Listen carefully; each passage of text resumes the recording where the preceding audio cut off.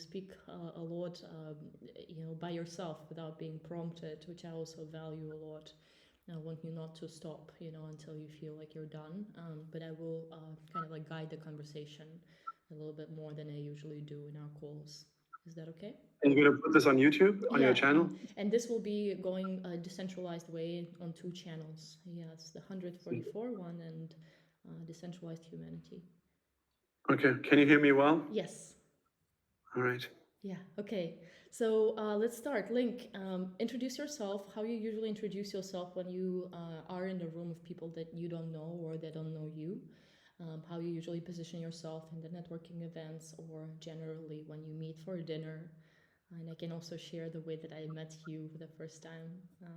As Yeah, I don't know. I've been in nature. I've been talking to squirrels and deers and mountain lions, so I don't introduce myself to those animals. Yeah, that's good. Okay, let me start then. From my perspective, the way I met you, you are community igniter. You're an organizer of very powerful networks, and I met you through the Network State event when you were organizing the only after event that was really happening in an organized way, and I supported you in bringing in the right people inside of that event. Location was amazing. It was really beautiful. I got to connect with you and other individuals that I was looking forward to connect during the conference but didn't have the time and energy, and you provided the space for a deeper connection, which is invaluable. So that's how I met you. And then we had calls that are very, very unique and quite long, where I got to know and got to experience your visions on building the network. And honestly speaking, this is one of the most exciting projects that is currently being worked on. Whether it is going to be something of a physical, product, or a product that is a community, the network itself, or the combination of the two, I see its potential as one of the most exciting ones to keep supporting and keep being part of. So it's quite authentic from my end that I really wanted you to have the space given at this podcast, making sure that we record this transparently, whatever that stage is that you're building. And I know you've been working on this project for over 5 or even 7 years. So I'd like to see a little bit of a background. Where are you coming from? We share a background of migrating to the US and living the life, in your case, Silicon Valley. For me, it was New York mostly. So I'd like to hear your experience living there and what you're observing as you're part The of Hunger this. Games, Yeah. Yeah. which I survived. Good one. Which there were multiple ones, There's like first they pick you randomly, and then all the victors they have to compete again. Right. Mm. So you studied in the US, correct? What did you study? Yeah, I did. It was called a small college of big dreams. It's kind of ironic. Really? Yeah, it's in New York in Brooklyn Heights. Oh, yeah. And was it, I was meant what to was the go to specialty? first to school in Louisiana, but they kind of like they were not really honest about some things, and then it didn't work out. Okay. I had already applied for the visa, I think, and then basically I did the work on my own, just looking for schools. I mean, I just wanted to like go to America, Mm-hmm.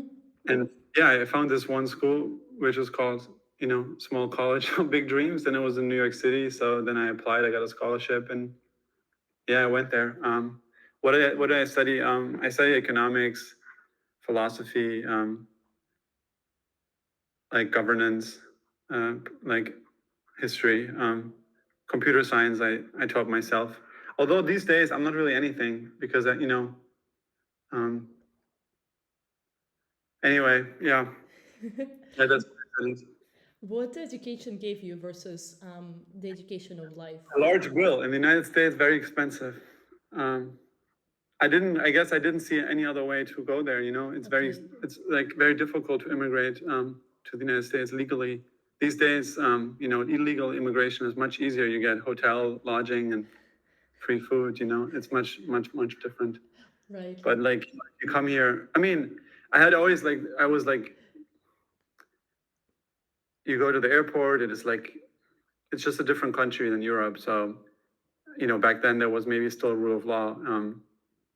Yeah, and like, I had never been to the US. I don't have family there. I don't know how else you can go there. Like, I mean, it's very difficult. I mean, as other people will tell you, immigration is very hard. Yes, it is. Yeah.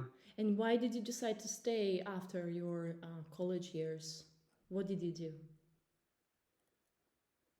Um, well, I did two degrees simultaneously. Um, so I also studied at LSE in London. Oh, wow. Yeah. Okay. And so I did like two bachelor degrees simultaneously, basically. Impressive. Yeah, so I mean, what did I do? I basically met my professor in London, whom I then worked for after college, and his company, his startup, was based in Cambridge, Oh, Massachusetts. Yeah, which was like an amazing opportunity. what was the Like in company doing as finance company? Yeah, Professor Neil Ferguson. Now he's called Sir Neil Ferguson. Nice. He's very, very smart, very, very intelligent. One of the best historians, I would think, of his generation, or even like alive. Yeah, and he's very well connected, and he also understands financial markets, and I was interested in understanding markets, global markets, and investing, and so then sort of like I already worked for him when I was a student at LSE. I did some research, and it was a great way to accelerate my career, I guess, at the time. Right, right. And how long did you work there? Was it like a full-time thing for you? Yeah, it was for a year. It was a full-time thing. My visa was for 1 year, and then my Yeah. visa expired again. And then you found a And new then, job. well, then I got into Harvard, so then I got a student visa, I see. and I studied there. Yeah. What did you study in Harvard? Well, I had like I was, under Neil Ferguson, studying under him in FAS, which is like the oldest graduate school at Harvard. Yeah. I had a lot of autonomy. I mean, I did take classes at different schools. Yeah, at the law school, at the governance school, what is it called, Kennedy School, and then business school, HBS. And like, yeah, I did just like create my own program, and I met people. I wrote for the different newspapers. I started like a nonprofit called the Future Society. So I was just like basically networking there and like meeting all these world leaders. Nice. And just making my most time. Most time out of like. That's how I also met like Danielle Strachman. She was the president of the Thiel Foundation, and then that's how I moved to like California. So yeah, it's quite a magical place. I mean, these days maybe education has changed a bit, but it's I guess like a lot of like local power. Absolutely. Yes. Like I think that's what I'm looking for. Like these days, everybody looking at screens. Local power is the way. I get it. It's like you go there and there's so many smart people and like great environment and a lot of different events, and yeah, everybody's like ambitious and it's going somewhere. So I think that's like generally why people go to university, or why people want to go to these great universities. It's the connections, Access to it this. like unless we can already live in a dream world, like it's like it can't just be looking at the screen. Like it's kind of like yeah, I mean, it has a lot of advantages, but I think like it would be great if we have like an environment that's more locally driven as well. Yeah, but that's a different issue, a different topic, I guess. Yeah. What was your nonprofit focused on? What kind of activities? Well, I helped to start it. It was basically sort of at the intersection of AI and governance. Wow. And the idea was like, okay, how can you be responsible with artificial intelligence? Which was like now looking back, it was very ahead of its time in a way, which is kind of like maybe I didn't even realize. I was invited to like the St. Gallen Symposium in Switzerland, where I wrote like an essay, which I guess it was like an essay competition, and based on on what essays they selected, you would go to Switzerland. I wrote one on artificial inquisition, so I guess not too like it sounds like negative, but it was just about, sort of like to like warn about the impact and that we need to be careful, and the governance aspect of it is important, as we've seen now, with supposedly open AI, which is not open, and which is like, trumping on principles. I think like, so I mean, they're working with the World Economic Forum, and I'm not really involved anymore, but it was like a nonprofit, so they invite different people and had some research contracts. Yeah. Interesting. No, look, I didn't know that part of you. So what was that writing about? What is that AI Inquisition? What was the angle? I can send you the paper if you want. Yes. I mean, it's just like an essay. I mean, I wrote this as a student. I don't think it has any like too deep thoughts.